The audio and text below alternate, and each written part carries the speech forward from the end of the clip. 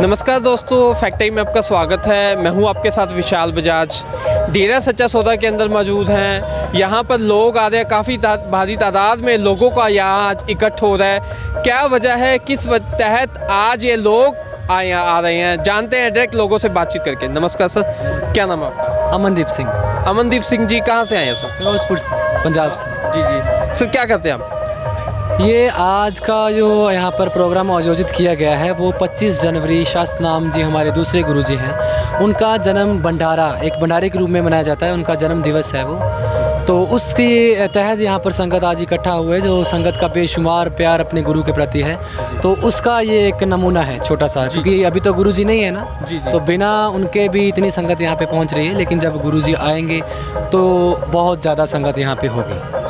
जी sir, यही मैं आपसे पूछना चाहूँगा। गुरुजी नहीं है, 4 साल हो चुके हैं, वो समाज के बीच नहीं है, तब भी जो उनको चाहने वाले हैं लोग, आज हम देख रहे हैं कि काफ़ी तादाद में, हज़ारों लाखों की तादाद में लोग आ रहे हैं। क्यों आ रहे हैं? क्यों उनका आज भी फेथ उनके प्रति जो के त्यों है? वैसे अगर रूहानियत के मार्ग से देखें तो गुरुजी हमेशा हमारे आसपास ही हैं। अगर हम किसी से प्यार करते हैं तो वो हमारे दिल में बसते हैं, वो कभी दूर नहीं गए।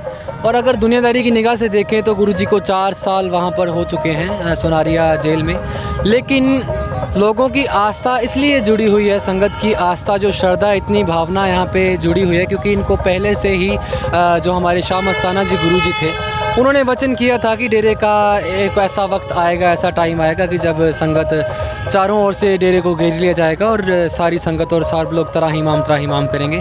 तो ये वक्त के वचन किए हुए थे, उस वजह से संगत का दृढ़ विश्वास है, यकीन है, जिस वजह से ये नहीं टूट पा रहे।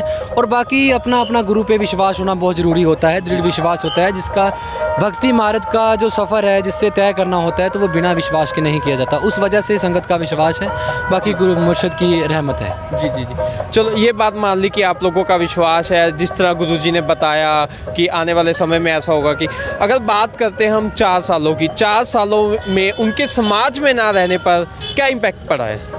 उनका समाज में ना होने का बहुत बड़ा इफ़ेक्ट है। यहाँ पर आप देख सकते हैं कि उनके द्वारा चलाए गए 134 मानवता भलाई के कार्य थे, जो अभी अभी उन्होंने जेल से 2 शुरू करवा दिए हैं। 136 शायद 137 हो चुके हैं वो, तो वो भी वहीं से भी चल रहे हैं, लेकिन वो उतनी गति से नहीं चल रहे। जब वो बाहर थे तो लोगों को मोटिवेट करते थे, बहुत सारी संगत जो आम लोग थे वो भी उनके साथ जुड़ जाते थे, लेकिन अब उतनी बड़ी तादाद में वो काम नहीं हो पा रहे, क्योंकि एक मोटिवेशन, एक बुलारा या एक आदमी चाहिए मोटिवेट करने के लिए, जो स्पीच देकर अपने वर्ड्स से जो लोगों को मोटिवेट करते, तो वो बात का थोड़ा सा फ़र्क पड़ रहा है। लेकिन फिर भी मानवता भलाई के कार्य कहीं ना कहीं वो पूरे किए जा रहे हैं, जहाँ तक साथ संगत संभव कर पा रही है। बाकी जो मालिक जाने, उसका काम जाने, धीरे धीरे वो काम चलते रहेंगे और होते भी रहेंगे। देश की बात करते हैं, समाज की बात करते हैं, देश को आगे ले जाने के लिए, समाज को न्यू डायरेक्शन देने के लिए क्या क्या उन्होंने मेन मतलब कार्य किए हैं?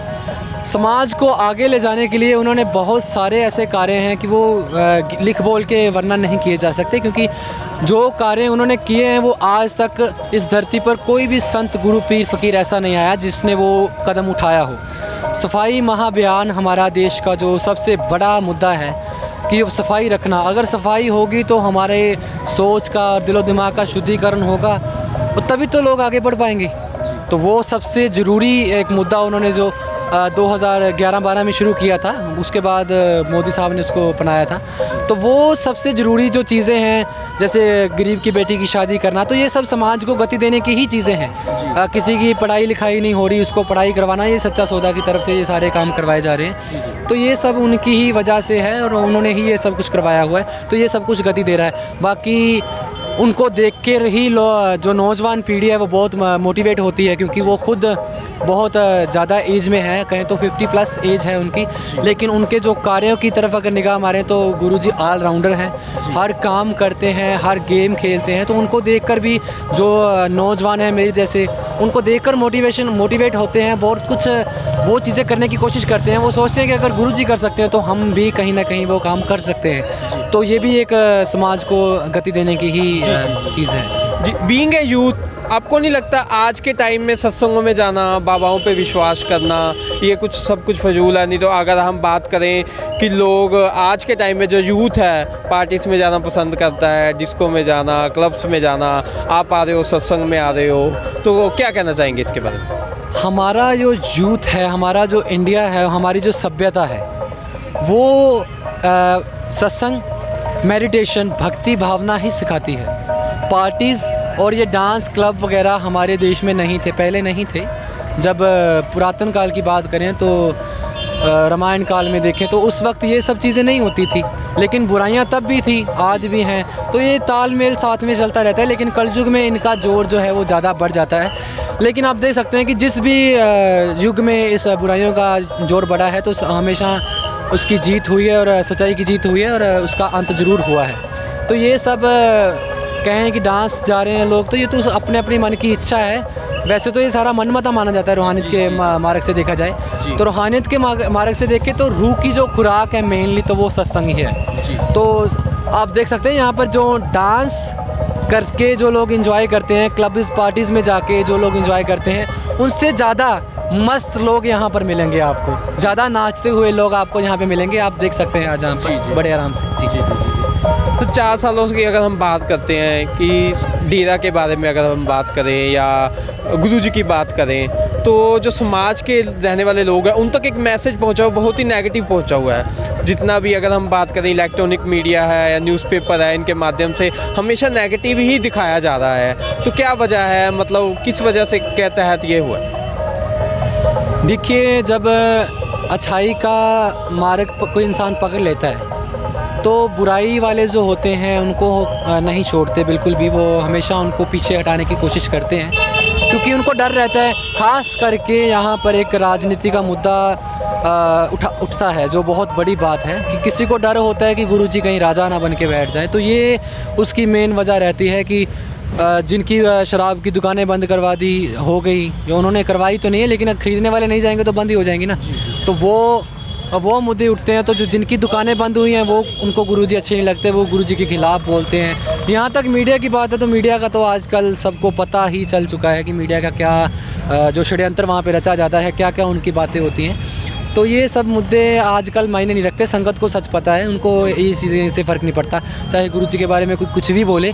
लेकिन देखिए, अभी जो 4 साल से जो मीडिया दिखा रही है, वैसे तो उन दिनों जब 2017 में सज़ा सुनाई गई थी तो 1-2 महीने तक बड़ा प्रचार चला था, कूड़ प्रचार जिसको कहेंगे हम, तो वो बहुत चला था।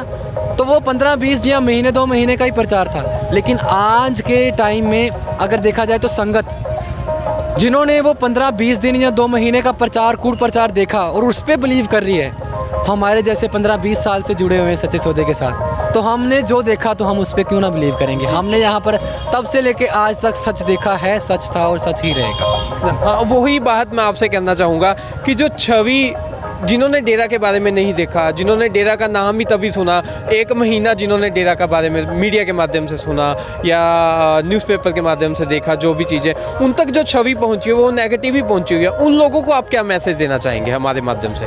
हम उनको यही कहेंगे कि भाई, जो आप लोगों ने देखा है मीडिया के द्वारा, तो हम एक बार यही कहेंगे कि एक बार यहाँ पर आकर ज़रूर देखें। सच्चा सौदा में आए, 2-3 दिन रहें यहाँ पे। अगर आप कोई भी चीज़ वहाँ पे देखना चाहते हैं, जो गुफा जिसको बोला जाता है, तेरावास के भी दर्शन आपको करवा सकते हैं, करवा दिए जाएंगे अगर आप देखना चाहते हैं, इच्छा रखते हैं। तो यहाँ पर किसी चीज़ का कोई पर्दा नहीं है, ये कोई खुली किताब है।